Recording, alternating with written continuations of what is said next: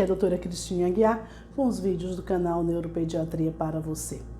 Eu vim falar hoje novamente sobre a nomenclatura do transtorno do espectro autista, porque eu tive algumas pessoas que me procuraram me perguntando sobre síndrome de Asperger, porque síndrome de Asperger é uma nomenclatura que foi usada, mas ela no momento ela foi englobada, ela está dentro do transtorno do espectro autista. A síndrome de Asperger, o paciente ele conversa muito bem, quer dizer, ele consegue te responder muito bem. Embora ele tenha no discurso dele, ele costuma ter uma linguagem rebuscada, ele gosta de termos que não são apropriados para a idade, eles gostam de palavras difíceis. Então é indescritível, é irredutível, é inacreditável, são muito floreada. Por isso que nós chamamos uma linguagem rebuscada. Embora ele fale muito e fale de uma forma muito adulta, porque eu atendo crianças, né? Ele fale de uma forma muito adulta, se você for analisar, ainda existe uma dificuldade de comunicação. Ele usa muitos termos que não estão exatamente apropriados para a frase. E ele tem uma dificuldade de colocar o que sente ou o que ele quer dizer. Então, o paciente com síndrome de Asperger costuma ter uma inteligência normal ou até um pouquinho acima do normal, pode ter habilidades acima do normal, porém ele está dentro do transtorno do espectro autista porque ele possui uma dificuldade de comunicação. E ele também tinha algumas outras características do espectro, então ele também tem uma fixação pelas rotinas, ele também tem algumas seletividades alimentares, eles normalmente não realizam tantos movimentos estereotipados, eles tiveram um atraso na fala, mas eles falam, então eles te respondem, ele obedece comando, mas eles possuem dificuldade também de interação e socialização. Por isso que o síndrome de Asperger foi englobada no transtorno do espectro autista, porque no transtorno nós temos como definição que a pessoa tem algum grau de dificuldade de comunicação e interação social. E na síndrome de Asperger nós temos dificuldade de comunicação e interação social. E é difícil explicar porque essas nomenclaturas, o TEA foi feito para facilitar, mas nem sempre para a família o TEA facilitou, esse termo TEA, transtorno do espectro autista. Então hoje em dia não costumamos muito falar sobre síndrome de Asperger porque essa nomenclatura ela foi englobada pelo termo transtorno do espectro autista.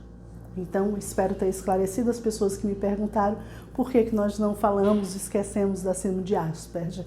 Nós não esquecemos, é porque ela foi colocada dentro do transtorno do espectro autista, ela está nos níveis mais leves do transtorno, porém ela está dentro do transtorno do espectro autista. Espero que as pessoas possam entender a nova nomenclatura como uma peça para ajudar. O transtorno do espectro autista é muito vasto, então eu posso colocar dentro do transtorno aquele autista comprometido por ser averbal, por não possuir linguagem verbal, com muitos movimentos estereotipados, com muitas características, seletividade, dificuldade no olhar, dificuldade ao tato, está dentro do transtorno do espectro autista.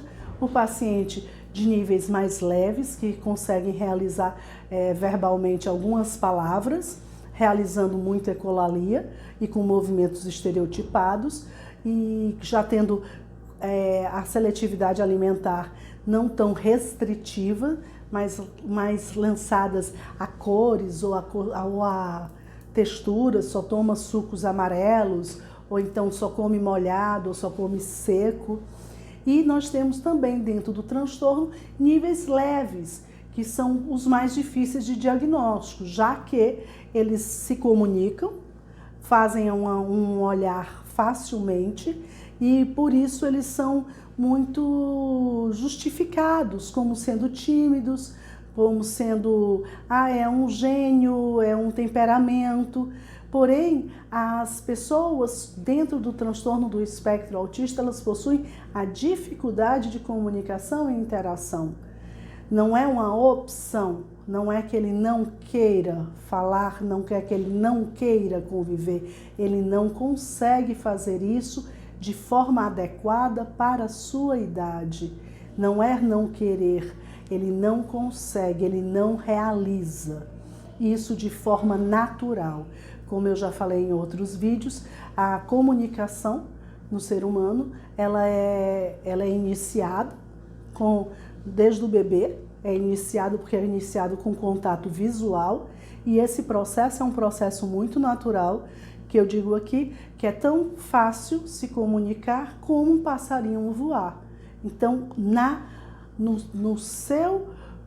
na sua forma de processo de aquisição de comunicação, esse processo deve ser natural.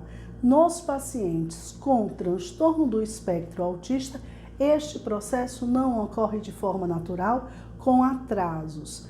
Então, o contato visual é o primeiro contato que o bebê já realiza de forma demorada nos olhos das pessoas, da mãe inicialmente, mas depois de outras pessoas, e depois aquilo vai evoluindo para a aquisição de vocabulários, e um dos vocabulários mais comumente realizados pelo próprio bebê é o vem, o cá. Então ele chama a pessoa, então ele já está interagindo, além de se comunicar, ele está interagindo com pequenas palavras, que a gente chama de palavras-frases, porque já tem um significado de uma frase. E a aquisição vai continuando e o discurso da criança, a capacidade dele de se comunicar vai evoluindo conforme a idade. Uma criança aos 3 anos já tem a capacidade de te responder perguntas como é seu nome, qual é a sua idade, quem foi que te deu essa blusa, quem foi que te deu essa boneca, que sapato bonito, que cor ele tem.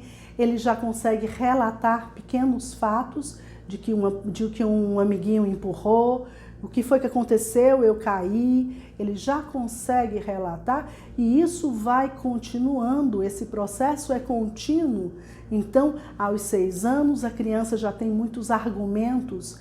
Antes você já tem a fase do porquê, o porquê, e aos 6 você já tem argumento. Quando você dá uma resposta para a criança, ela já argumenta que não foi assim, que no dia tal você deixou fazer, porque no dia tal ela fez isso, porque naquele dia a gente fez assim, por que nós não vamos fazer hoje? Ela já tem argumentos e isso vai evoluindo.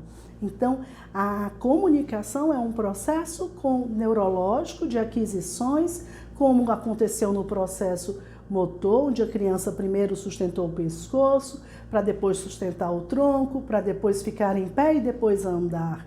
Mas também na comunicação é um processo contínuo. Nos pacientes com transtorno do espectro autista de formato leve, não é que eles não tinham dificuldade, eles tinham dificuldade, porém a família não percebeu, porque ele tinha 3 anos, ele já conseguia responder pequenas perguntas. Ele não conseguia relatar fatos, mas ele já conseguia responder perguntas. Então ele foi considerado como variação da normalidade. Quando ele chega numa idade maior, aos 10, que o discurso ainda está muito pobre, onde ele não consegue argumentar, aí a família percebe que tem algo de diferente, porque ele não tem a conversa igual a dos outros. Então, infelizmente, nós fazemos ainda diagnósticos tardios do transtorno do espectro autista leve, porque é muito justificado como ele realiza o básico, então essa fluência que deve ocorrer de forma natural e que não está ocorrendo, ela é justificada no início da infância e apenas quando chega lá pelos 9, 10, 11 anos, onde é uma criança bem grandinha, e aí você não pode mais justificar como timidez, você já não pode justificar como temperamento, já que essa linguagem empobrecida está dando prejuízos sociais, prejuízos familiares na conversa, no diálogo familiar, e aí se torna visível a dificuldade que na verdade sempre existiu, mas que foi por muito tempo justificada. Quando você faz uma história, esse paciente, você vai perguntar, não, na escolinha, no infantil, ele sempre gostava de brincar só, a professora já falava que ele não participava tanto, mas depois ele participou.